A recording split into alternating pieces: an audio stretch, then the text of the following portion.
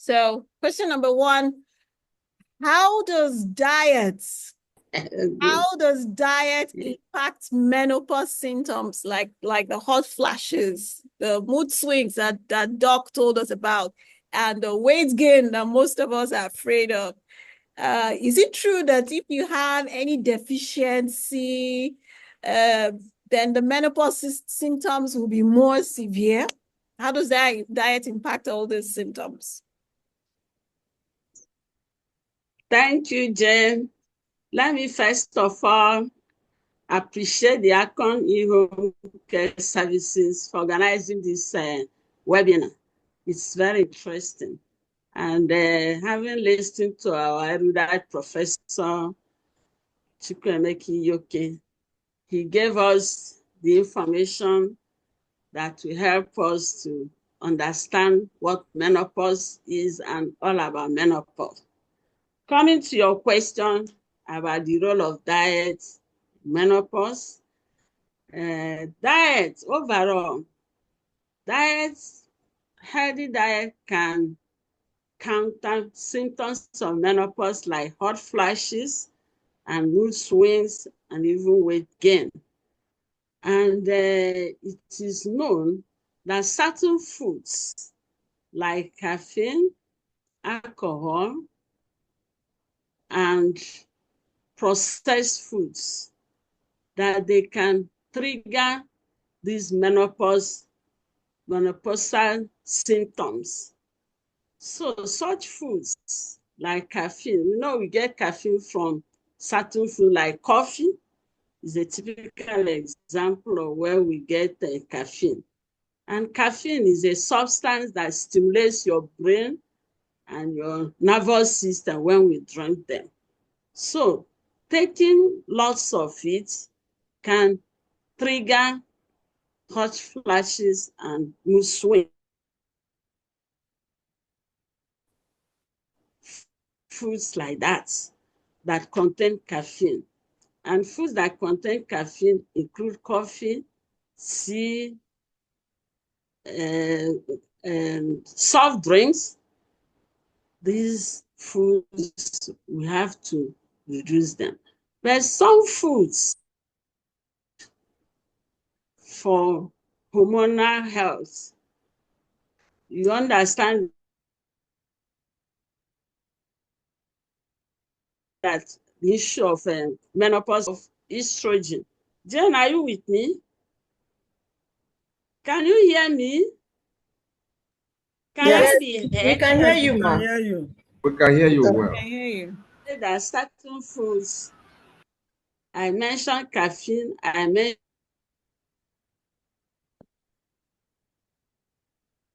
mentioned alcohol. I mentioned when we talk about pepper soup. At least most of us know when we add so much pepper in our food, pepper soup, and other things, it becomes we use too much spices like thyme, all that. But a typical example is our pepper soup. So these are meant to trigger menopausal symptoms. Like spicy food can increase our body temperature and experience intense heat and sweating. Then the important thing is that such healthy foods, when we talk about health foods like fruits, nuts, that they help reduce these menopausal symptoms. And remaining, that's taking a lot of water is equally important for menopausal women. When you're hydrated, it helps to eliminate toxins. It helps in maintaining the digestive health. Nothing like constipation.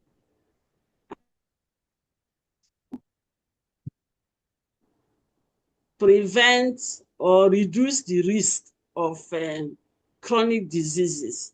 So in effect, menopausal women are advised to take high fiber and high protein food. I want to talk about high fiber, what fiber does for us. Fiber helps in digesting our food.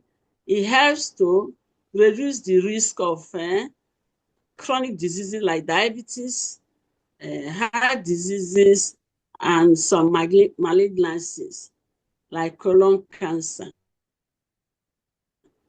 Then the foods that should be promoted include whole grains. When we talk about whole grains, what are the examples of whole grains? We give brown rice. What do you mean by brown rice? Brown rice, natural, all rice should be brown because they contain the layer that has the fiber and important nutrients like vitamins and minerals. But when rice is processed, it turns white. So the level of processing determines the nutrient dense of the rice we eat. Like we talk about ofada rice. Ofada rice is not processed. The processing is limited. When you compare it,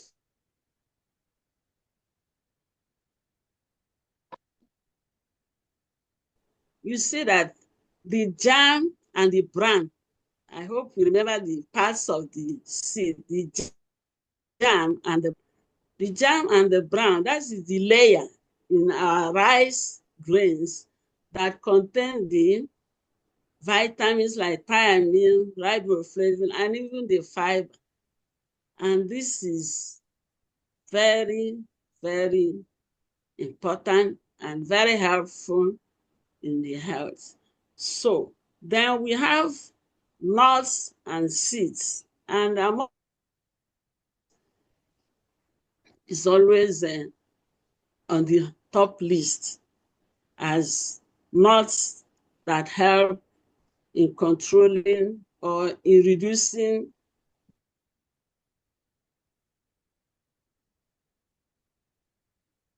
the intensity of the hot flushes. We talk about pears, kiwi, grapes. I know kiwi, we don't have kiwi around. We have grapes, we have banana, we have purple. Banana and purple, they give a cooling effect. Then vegetables like bell pepper, vegetables like green peas and carrots. These are vegetables that are highlighted when we are talking about menopausal signs and symptoms. These help, they are very good. So menopausal women should incorporate more of these foods and use less of processed foods. The vegetables and fruits will provide the level of fiber that we needed. And less consumption of alcohol, less consumption of caffeine-rich products. And it's important for us to know the caffeine-rich products like soda soft drinks, like coffee, cocoa, and so on and so forth. I don't know if I've made a... Oh, Doc, you have given us a whole note. I hope we took notes down. I hope we caught all that she said. I almost feel like having you go back and repeat and hammer. But I have a question. Um, Yeah. It's just a follow-up question to what I asked. For women who are in the pre-menopausal stage who haven't gotten to menopause, is there anything that can be done that they should do to make them better prepared beyond getting the knowledge? Like, is there any dietary, do we need to change? I'm using we now. Do we need to start getting used to a particular diet so that when it hits, it's the impact is easier?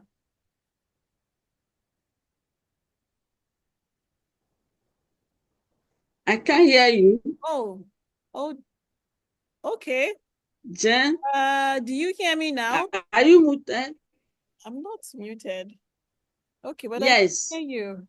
Yeah, I was saying for women in the pre-menopausal stage who are yet to get to menopause, is there any, do you hear me? Yes. Okay, yes. This approach is both for women in premenopausal stage and women already experiencing menopause. Okay, okay. And menopause is an Normal. age. Mhm. Chinasa. It doesn't last for a long time, 12 months, absence of periods, when a woman doesn't see her period for 12 months. So these symptoms can happen within these 12 months before and within the period. So it's the same precautions that's applicable to women in premenopausal stage and at menopause stage. Okay. Wow. Thank you. Thank you for that. So Carol, your turn. Yeah, thank you very much, Professor Ngwu. That is quite insightful. I know most of us, we are really worried about the weight gain, and they call it mid-age weight gain or something. So you've really given us a lot of insight on how to ensure we don't really, we are not caught up with that weight gain. So there is a question. Someone is asking, how bad is the red wine for some time?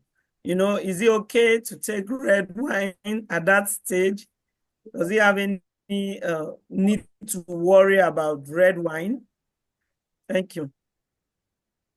Thank you very much for that question. A cup of red wine is encouraged. Is encouraged to take red wine, and a glass of red wine a day All right. is advisable.